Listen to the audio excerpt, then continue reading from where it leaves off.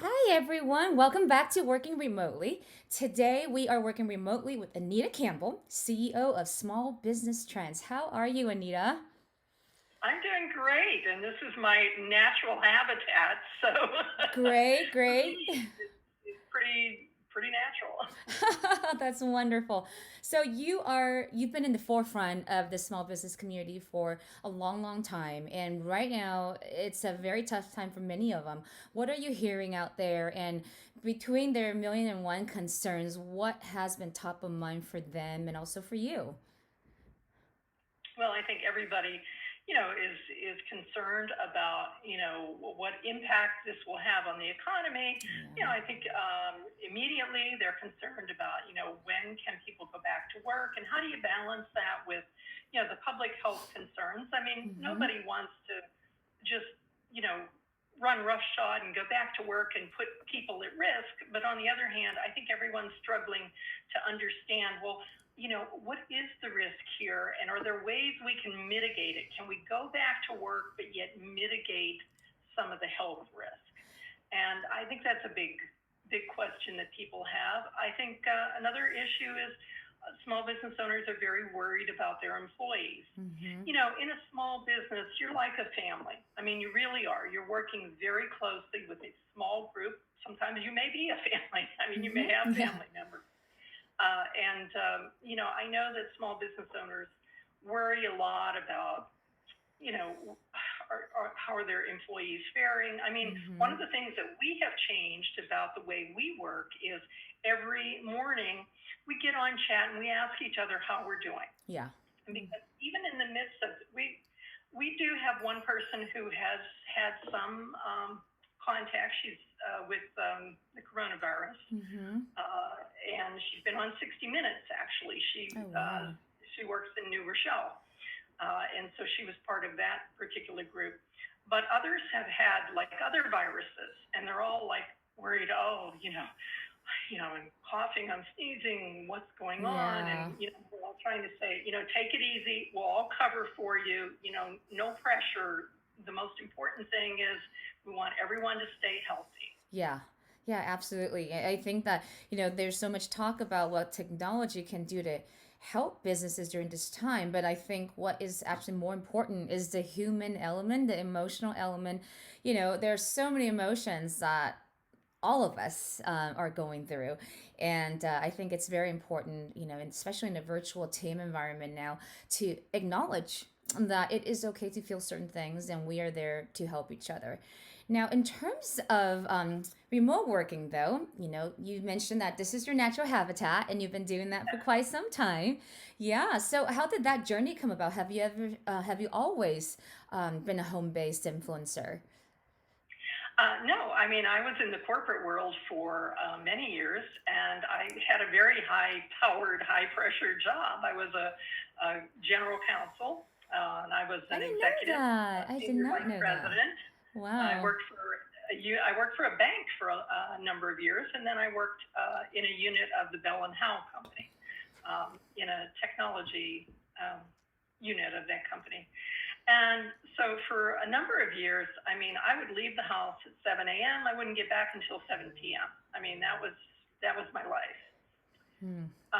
And then I left that and cashed in some stock options and decided to, start my own business. I didn't actually do that right away. My friends started contacting me, and they were all entrepreneurs or they had side businesses. And this was back in like 2001, 2002, even before side businesses were, the trendy thing they are now. Nobody used the word gig back then. Nobody Yes. used side hustle. None of that. Moonlighting. That's or something. But anyway, I started helping them out. And one day I decided, well, I'm really doing consulting. Maybe I ought to put up a consulting website. Mm-hmm. So I did a consulting to help entrepreneurs do business plans and so on for That's their awesome. startups. And that led to starting an email newsletter. But back in 2003, it wasn't as easy to send out an email newsletter back then. And I struggled to put I was trying to do like advice articles, and I was using Dreamweaver software. Oh And gosh. set these up, with HTML on a web Mm-hmm. page. And, it was taking me like 2 days to get an article up. And I thought, there has to be a better way. A friend said, why don't you try a blog? So this is back in 2003. And so I did. And it was like, wow, it's so easy. It's just Yeah.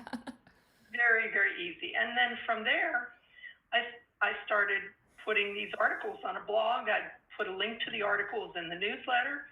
And before you know it, I had more traffic going to the website. Wow. And that's how I got into publishing, I basically. see. I see. So now you have quite a team. You have, and it's a growing team, and you guys are all at remote locations. So, I know you mentioned that you guys meet and you guys, check in on each other. But in terms of meeting all the deadlines, covering the different events, talking to small business owners, how do you guys keep track of all your multiple editorial commitments and just keep going? What are some collaboration advice you might have for other teams out there who are venturing in this remote world for the first time? Well, let's talk about some of the internal things that we do, and then we'll talk about reaching out to clients and other Mm-hmm. constituents. Yeah. So internally, it took us a while to get into this, but basically we keep set hours even though we work at home, and we use a shared calendar, and we have a calendar called Hours. I mean, Mm-hmm. that's literally what it's called, and everybody puts their schedule on there. So, and we're across different time zones as well. I mean, and we're literally all over the world. So we have Val Valente, who works in the Mm-hmm. Philippines, and so he has certain hours, and we have Leland, he's in Oregon, he works certain hours, and so on. And Uh-huh. so we all put our hours in there so that we can all check and see, well, when does so and so get in? That was a big important thing that we did, and we try to stick to that schedule. It's very, very good to do that. And we also know with that schedule not to try to message people off hours, because it's Mm-hmm. kind of annoying to be getting messages when it's 6 a.m. your time and you're not Mm-hmm. yet at work. Mm-hmm. And so we just keep tabs on that. We can all look at that calendar, superimpose it on top of our own calendar to see what everyone else's hours are. And we do the same thing with scheduled vacation and so on. We have a calendar called vacation and holiday, and so we have the company holidays and all of that. So having a schedule is really important. I can't Mm-hmm. emphasize that enough for your team and for yourself. I Mm-hmm. mean, and I try to stick to a schedule too, that I'm going to come to work, and I call it coming to work. I just walk over to my office, and that's going to work. But you have to stick to a schedule. If you're really off schedule, just doesn't feel like you're committed or something. And I think we all benefit just by knowing that. Another thing that we've learned is the value of meeting software like we're using now. So we're using Zoho Meeting, and we use this, for example, with our BizSugar team. Mm-hmm. We have an advisory board, and we do our board meetings using it.